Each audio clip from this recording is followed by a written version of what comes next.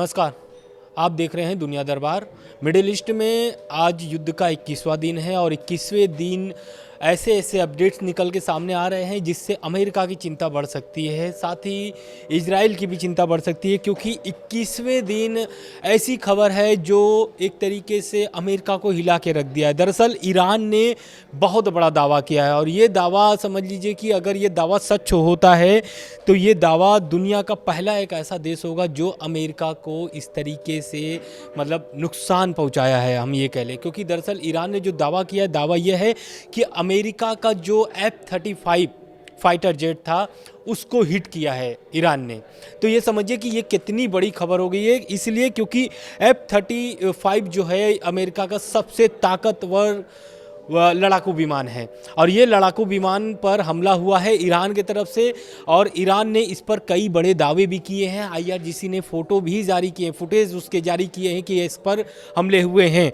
तो आप समझिए कि F-35 पर हिट करना अमेरिका के लिए कितना बड़ा नुकसान हो सकता है, क्योंकि F-35 वो फाइटर जेट है जो अगर एक बार निकलता है तो भारी नुकसान पहुंचा करके, क्योंकि उसको रडार भी कैच नहीं कर पाता है, ऐसी खबरें हैं। लेकिन उसने अमेरिका ने ईरान का जो दावा है वो दावा ये है कि ईरान का कहना है कि उसने अपने एयर डिफेंस सिस्टम का इस्तेमाल करके F-35 को सफलतापूर्वक हिट किया है और यह संभवतः पहली बार है जब ईरान ने जंग के दौरान अमेरिका के सबसे हाईटेक फाइटर जेट को निशाना बनाया है, हमला किया है।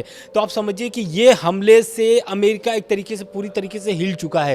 हालांकि इसमें और सारे अपडेट जो निकल के आए, ये निकल के आए हैं कि इस पर हिट हुआ है, ज़रूर हमला हुआ है, लेकिन इसको इमरजेंसी लैंडिंग के तहत सफलतापूर्वक जो फाइटर के जो पायलट थे वो बच गए हैं, सफलतापूर्वक इसकी लैंडिंग हो चुकी है।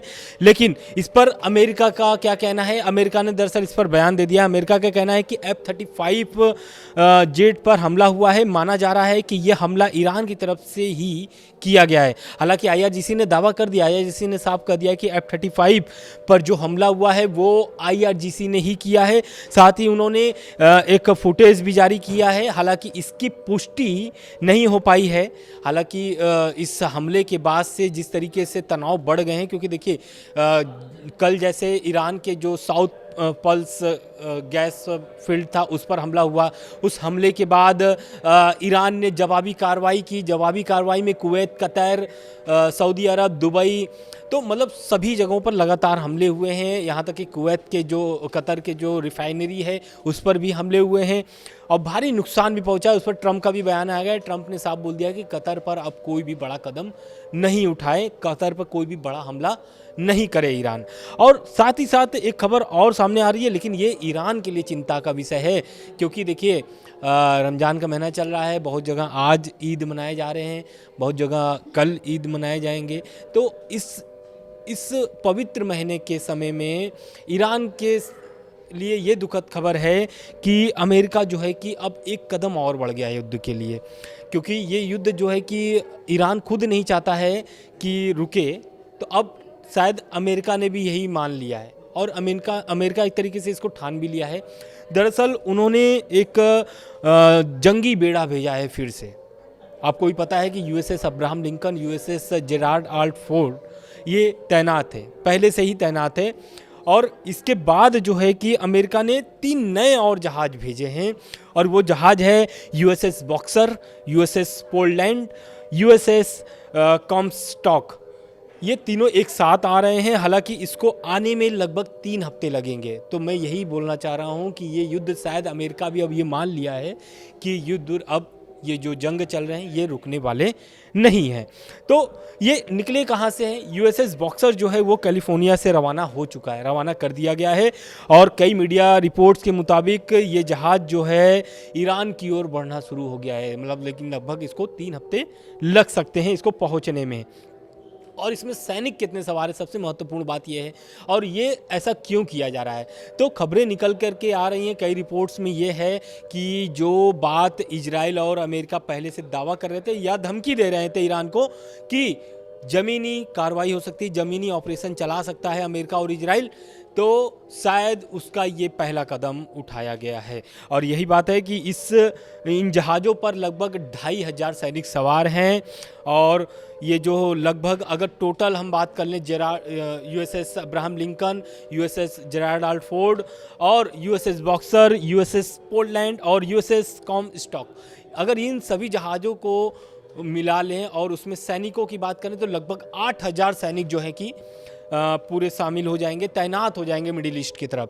तो ये तीनों जो जहाज़ बढ़ रहे हैं ईरान की ओर, तो ये समझिए कि ईरान अब इस पर क्या कर सकता है, ईरान क्या कदम उठा सकता है, क्योंकि यूएसएस अब्राहम लिंकन हो या फिर यूएसएस जेराल्ड आर फोर्ड, इन सभी पर एक बार हमला कर चुका है। यूएसएस अब्राहम लिंकन पर तो ईरान ने ड्रोन भी दागे थे, हालांकि उसको इंटरसेप्ट कर दिया गया था, अमेरिका की तरफ से गिरा दिया गया था, लेकिन उस पर भी निगरानी बनाया हुआ है ईरान। और जितने भी, अब देखिए ये 3 जहाज जो पहुंच रहे हैं, ऐसा नहीं है कि ईरान का कोई प्लान नहीं होगा। ईरान पहले से ही ये जो तैयारी चल रही है, जो 20 दिन हो चुका है, 21वां दिन है आज युद्ध का, इस युद्ध के लिए लगभग ईरान 20 से 25 साल पहले से ही तैयारी कर रहा था। और उनकी ऐसी तैयारी थी कि अगर नेतृत्व ख़त्म भी हो जाए तो ये युद्ध जारी रहे। और यही कारण है कि देखिए आयतुल्लाह अली खामनेई की मौत हो चुकी है, कमांडर जो IRGC के जो कमांडर थे उनकी भी मौत हो चुकी है, लगभग नेतृत्व ख़त्म हो चुका है। लेकिन मुस्तफा खामनेई अभी सुप्रीम लीडर बन चुके हैं, लेकिन ख़त्म होने के बावजूद देखिए किस तरीके से ईरान जो है कि अभी भी लड़ रहा है सभी देशों से इसलिए क्योंकि देखिए अभी भी खाड़ी देश जो हैं वो अमेरिका की तरफ ही खड़े हैं, क्योंकि अभी तक अमेरिका के खिलाफ कोई भी देश नहीं बोला है। और साथ ही उनके जो ज़मीन है या फिर जो समुद्री इलाके हैं उसको यूज कर रहा है अमेरिका एयरबेस बना करके, और लगातार ईरान पर हमले हो रहे हैं। ईरान को भारी नुकसान भी सहना पड़ा है। लेकिन एक सी बात समझ लीजिए कि जो यूएसएस ट्रिपोली है, ये जो जहाज़ है ये सबसे ख़तरनाक माना जा रहा है। इसलिए माना जा रहा है क्योंकि इस पर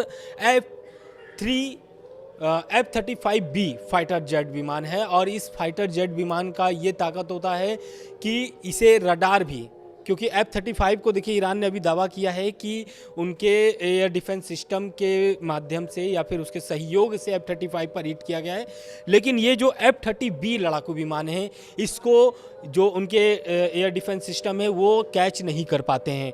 तो इस जहाज़ में F-35B ये भी आ रहा है इसके साथ, लेकिन लगभग 3 हफ्ते लगेंगे इन जहाज़ों को पहुंचने में ईरान के करीब में, या फिर हम ये बोल रहे हैं कि मिडिल ईस्ट में तैनात होने के लिए लगभग 3 हफ्ते लगेंगे। कैलिफोर्निया से ये चल चुके हैं, लेकिन अब ये देखना होगा कि क्या ये 3 हफ्ते और युद्ध चलेगा या फिर ईरान इस पर कोई नई शर्तें, क्योंकि नई शर्तें इसलिए हम बोल रहे हैं क्योंकि अब्बास अराक्ची पहले ही शर्त रख चुके हैं, मसूद पजेश्कियान भी रख चुके हैं कि ये 3 शर्तें हैं, और अगर ये 3 शर्तें अमेरिका मानता है तो बातचीत करने के लिए राजी हैं। तो अभी तक का अपडेट्स यही था मिडिल ईस्ट में कि क्या चल रहे हैं, लेकिन ईरान समझ लीजिए कि जो दावे कर रहे हैं या फिर जिस तरीके से हमले कर रहे हैं या फिर IRGC ने जिस तरीके से फुटेज जारी किया है F-35 का, ये बहुत चिंता का विषय है। अमेरिका के लिए काफ़ी महत्वपूर्ण ये खबर है, क्योंकि F-35 को हिट करना एक तरीके से ये हो जाता है कि अमेरिका को खोखला करने वाली बात हो जाएगी। तो अभी तक का जो अपडेट था लगातार पहुंचा रहे हैं, और जैसे भी अपडेट आते रहेंगे ऐसी बड़ी खबरें अपडेट लगातार आपके पास पहुंचाई जाएगी। नमस्कार।